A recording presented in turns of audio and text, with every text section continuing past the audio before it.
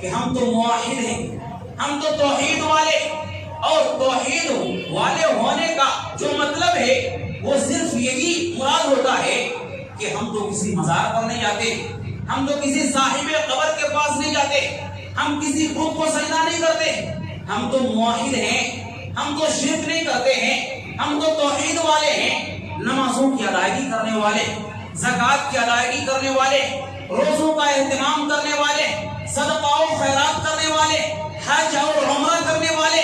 ہمارے پاس تو یہ بڑی بڑی عبادتیں موجود ہیں، ہمارے پاس یہ بڑی بڑی ریاستیں موجود ہیں۔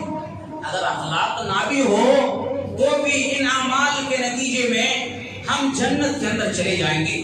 حضرات یہ تصور آج ہمارے اندر موجود ہے، لیکن یاد رکھیں یہ تصور ایک باطل تصور ہے، یہ خیال ایک باطل خیال ہے۔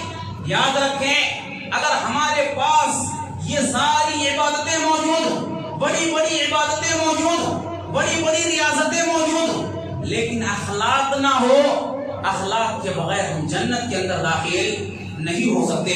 حضرات یہ ہم نہیں کہہ رہے ہیں، پھر نبی صلی اللہ علیہ وسلم کی حدیث، وہ حدیث جو حضرت ابو ہریرہ رضی اللہ تعالیٰ عنہ سے مروی ہے، آپ سماعت فرمائیں۔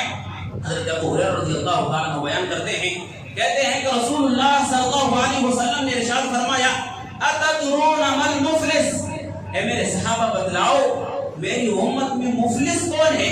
تو صحابہ کرام نے جواب دیا، یا رسول اللہ، یا اللہ کے رسول صلی اللہ علیہ وسلم، مفلس وہ ہے جس کے پاس درہم و دینار نہ ہو، جس کے پاس روپیہ پیسہ نہ ہو، جس کے پاس پراپرٹی نہ ہو، وہ انسان مفلس ہے۔ پھر نبی صلی اللہ علیہ وسلم نے فرمایا کہ میرے صحابہ جواب غلط ہے، جواب صحیح نہیں ہے۔ میری امت کا مفلس انسان وہ انسان ہے جو کل قیامت کے دن آئے گا نمازوں کو لے کر کے آئے گا۔ حضرات نمازیں لے کر کے آ رہا ہے، اس کا مطلب ہے کہ وہ انسان موحد بھی ہے، وہ انسان توحید والا بھی ہے، نمازوں کو لے کر کے آ رہا ہے۔ پھر نبی نے فرمایا میری امت کا مفلس انسان وہ انسان ہے جو کل قیامت کے دن نمازوں کو لے کر کے آئے گا، روزوں کو لے کر کے آئے گا، زکوٰۃ کو لے کر کے آئے گا۔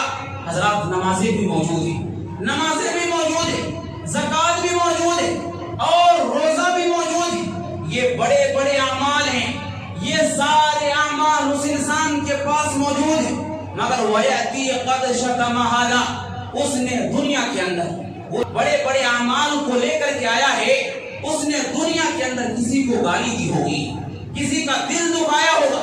حضرات گالی دینا اس کا تعلق زبان سے ہے، زبان سے انسان کسی کو گالی دیتا ہے، وَقَذَفَ هَذَا، کسی کے اوپر دنیا کے اندر بہتان لگایا ہوگا، اس کا تعلق بھی زبان ہی سے، زبان سے انسان کسی کے اوپر بہتان لگاتا ہے۔ وَأَكَلَ مَالَ هَذَا، کسی کا مال ناحق طریقے سے کھا لیا ہوگا، اس کا تعلق بھی زبان ہی سے، چونکہ کوئی بھی مال ہو، حلال مال ہو یا حرام مال ہو، انسان زبان ہی سے پیٹ میں ڈالتا ہے، انسان زبان ہی کے ذریعے کھاتا ہے۔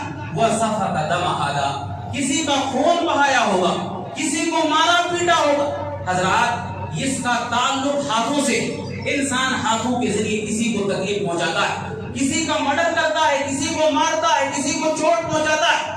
حضرات یہ انسان جو بڑی بڑی عبادتوں کو لے کر کے آیا ہے، مگر ظالم ہے، ایک طرف یہ ظالم انسان موجود ہے جس کے پاس بڑی بڑی عبادتیں موجود ہیں، اور دوسری طرف مظلوم انسان کھڑا ہے، دوسری طرف مظلوم انسان کھڑا ہے، اور بیچ میں فیصلہ کرنے والا رب العالمین ہے، بیچ میں فیصلہ کرنے والی ذات رب العالمین کی ذات ہے۔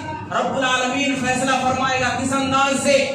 حضرات یاد رکھیں اس انداز سے فیصلہ ہوگا کہ یہ ظالم انسان جو بڑی بڑی نیکیوں کو لے کر کے آیا ہے، بڑی بڑی عبادتوں کو لے کر کے آیا ہے، ظلم کے نتیجے میں ساری نیکیاں لے لی جائیں گی اور مظلوم انسان کو دے دیا جائے گا۔ اگر معاملہ برابر سرابر ہو جائے تب تو بڑی اچھی بات ہے، لیکن اگر معاملہ برابر سرابر نہ ہو تو پھر اللہ رب العالمین کیا کرے گا؟